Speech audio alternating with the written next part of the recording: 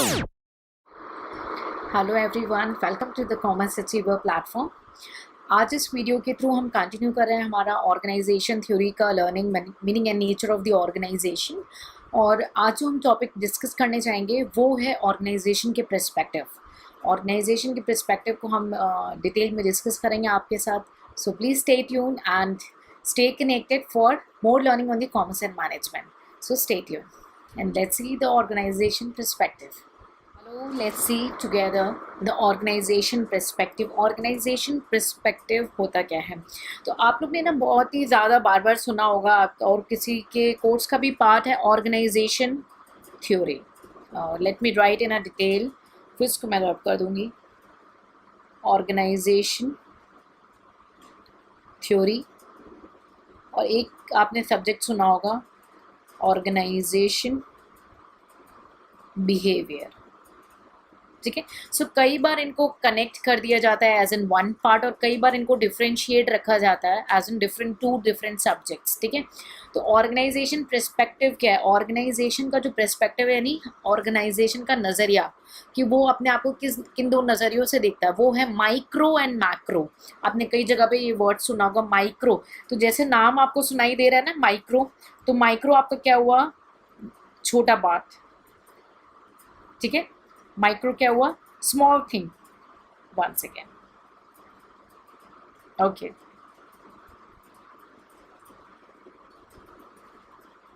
Micro आपका क्या हुआ? छोटी चीज़ें। ठीक है, यानी छोटा पर्सपेक्टिव, आप छोटी चीज़ों पे ध्यान दोगे तो छोटी चीज़ें। ठीक है, और मैक्रो यानी बिगेस्ट थिंग, यानी बड़ी चीज़ों पे ध्यान देना। तो पहले मैं इसको को लिंक कराऊंगी। माइक्रो यानी छोटा। अब एक ऑर्गेनाइजेशन है, ठीक है, और ऑर्गेनाइजेशन के अंदर में बहुत सारे इंडिविजुअल्स काम करते हैं। ठीक है, तो छोटा कौन हुआ? इंडिविजुअल हुआ, तो वो क्या हुआ? माइक्रो हुआ। ठीक, तो जब इंडिविजुअल काम करते हैं और वो माइक्रो हैं, तो हम बिहेवियर किसका चेक करेंगे? इंडिविजुअल का ना, ऑर्गेनाइजेशन का बिहेवियर नहीं चेक करेंगे, है ना। तो बिहेवियर किसका चेक करेंगे? इंडिविजुअल का। तो अब हम डॉट्स को कनेक्ट करते हैं। माइक्रो हुआ इंडिविजुअल, जो छोटे लोग हैं ऑर्गेनाइजेशन के कंपैरेटिवली, इंडिविजुअल कम लोग हुए।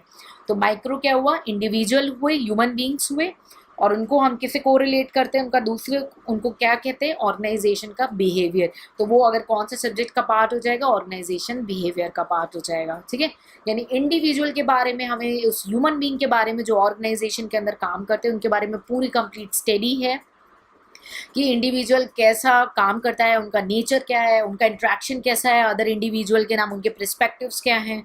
ठीक है, उनका बिहेवियर का स्ट्रैटेजीज क्या हैं। ठीक है, उनको कैसे मोटिवेशन मिलेगा, है ना। तो वो सारा आपका ऑर्गेनाइजेशन बिहेवियर का पार्ट हो जाएगा। ठीक है, तो आप डॉट्स कनेक्ट करेंगे एग्जाम में, आप कभी भी आ जाना, बिल्कुल भी मिस्टेक नहीं होगा इसको सुनने के बाद।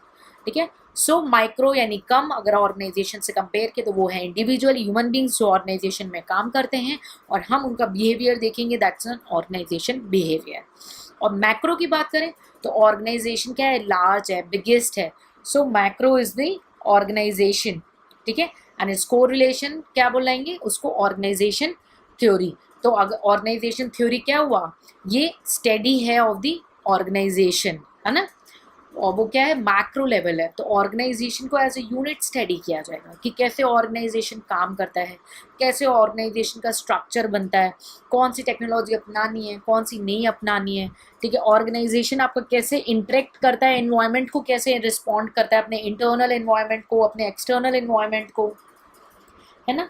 ऑर्गेनाइजेशन का डिज़ाइन क्या होना चाहिए, उसका स्ट्रक्चर कैसे बनना चाहिए, पॉलिटिक्स क्या है उसके अंदर, पावर का क्या रोल है ना, कल्चर कैसा होना चाहिए ऑर्गेनाइजेशन का। तो ये सारा हमारा जो है ऑर्गेनाइजेशन थ्योरी का पार्ट हो जाएगा। ठीक, जो कि मैक्रो है, बड़ा है, और ऑर्गेनाइजेशन के बारे में बताएगा। और बिहेवियर क्या है?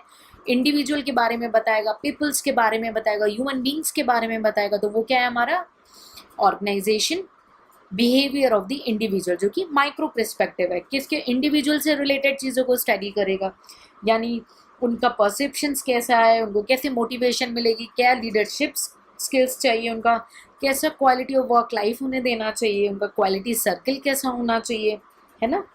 और उसके बाद कैसे मैनेजमेंट में चेंजेस लाने हैं ताकि वो सेटअप हो सकें, है ना। ऑर्गेनाइजेशन इफेक्टिव कैसे होगा, तो ये आपका ऑर्गेनाइजेशन बिहेवियर का पार्ट हो जाएगा, ठीक है। सो आई होप आपको दोनों पर्सपेक्टिव माइक्रो और macro which is termed as organization behaviour and macro which is organization theory, तो क्लियर हो गया आपको। तो मैं आपके लिए इरेज कर देती हूँ, एक बार आप क्विक रीडिंग कर लेंगे, ठीक है। वैसे I will suggest to get the PDF, तो सॉफ्ट कॉपी, ताकि अमेंडमेंट्स या कोई भी नए ideas, diagrams, pictures, imaginary views, सारी चीज़ें आपके पास आ जाएं, ठीक है। दैट्स अ ऑर्गेनाइजेशन पर्सपेक्टिव आपके सामने स्क्रीन पे है, जस्ट रीड वंस, वीडियो को पॉज कर लें और एक बार उसको ध्यान से रीड कर लेंगे, ठीक है। That's a micro and the macro level, ठीक है। So I hope you are clear with the concept of organisation के पर्सपेक्टिव, यानी ऑर्गेनाइजेशन के दो नज़रिए, ऑर्गेनाइजेशन थ्योरी और ऑर्गेनाइजेशन बिहेवियर। कोई भी डाउट होता है आप कमेंट सेक्शन में पूछ सकते हैं और हमारे साथ जुड़े रहें। Stay tune with us to learn more topics and to get more expertise in the commerce and management.